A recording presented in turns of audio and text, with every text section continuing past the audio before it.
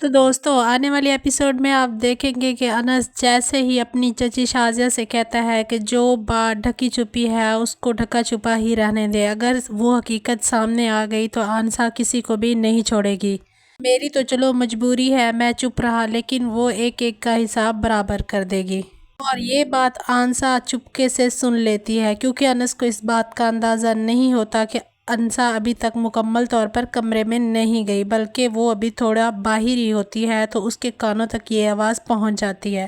جیسے ہی کمرے میں جاتا ہے انسا اس سے پوچھنے لگ جاتی ہے کہ تم کون سی بات کر رہے تھے۔ انس بات کو ٹالنے کی مکمل کوشش کرتا ہے اور کہتا ہے کہ ایسی کوئی بات نہیں ہے، لیکن انسا کے دل میں شک آ جاتا ہے کہ ہو نہ ہو اس سب کے پیچھے اس گھر میں سے ہی کوئی ہے۔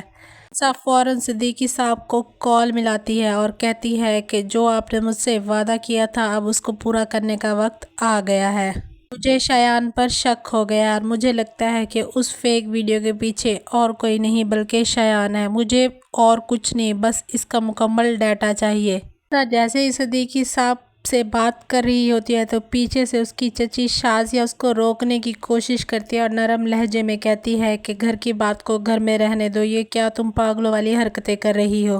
جب انسا کال نہیں کاٹتی تو شایان چلا اٹھتا ہے، یوں انسا اور شایان میں بحث ہونا شروع ہو جاتی ہے۔ شایان غصے میں آ کر انسا کو دھکا دے دیتا ہے تو شایان کا موبائل نیچے گر جاتا ہے اور وہ انسا کے ہاتھ لگ جاتا ہے اور انسا اس موبائل میں وہ ویڈیو دیکھ لے گی جو شایان نے فیک طریقے سے بنائی تھی۔ اتنے میں صدیقی صاحب بھی وہاں پر سائبر کرائم ایجنسی والوں کو لے کر پہنچ جاتے ہیں اور کہتے ہیں کہ شایان کے ایک دوست کو اریسٹ کر لیا گیا ہے اور اس نے اپنے منہ سے ساری بات کلیئر کر دی ہے کہ اس سب کے پیچھے اور کوئی نہیں بلکہ شایان ہے۔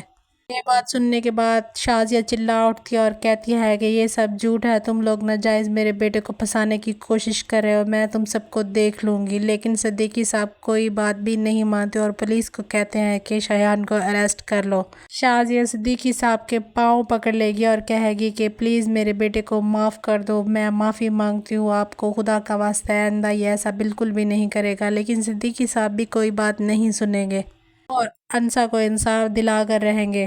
سلین بھی موقع پر پہنچ جاتا ہے لیکن وہ بھی کچھ نہیں کر پاتا، بس وہ بھی بے بس رہ جاتا ہے اور اب وہ سمجھ چکا ہے کہ اس گھر کی عزت کو کوئی بھی نہیں بچا سکتا۔ ایک طرف اس کا بیٹا، اس کی حرکتیں، دوسری طرف اب اس کی بیٹی جو کہ محبت کی شادی کرنے کے پیچھے ضد لگائے بیٹھی ہے اور اس کی عزت کو نیلام کرنے کی کوئی سر نہیں چھوڑتی۔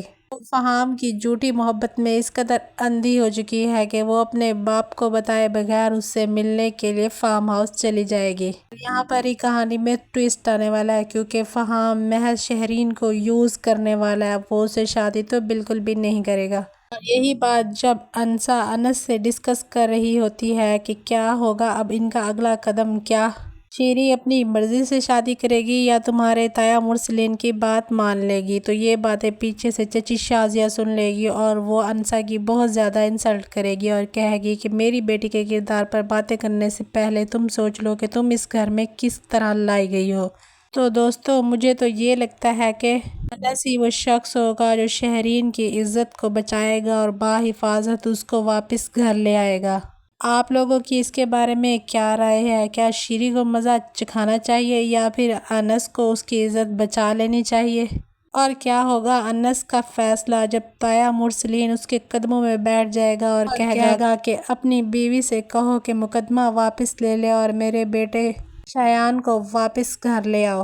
کیا انس ہو پائے گا کامیاب انسا کو اس بات کے لیے کنونس کرنے کے لیے کہ وہ مقدمہ واپس لے لے، یا پھر یہ مقدمہ اسی طرح جاری رہے گا اور پھر شازیہ اور مرسلین کو اس کی اوقات دکھائے گی انسا؟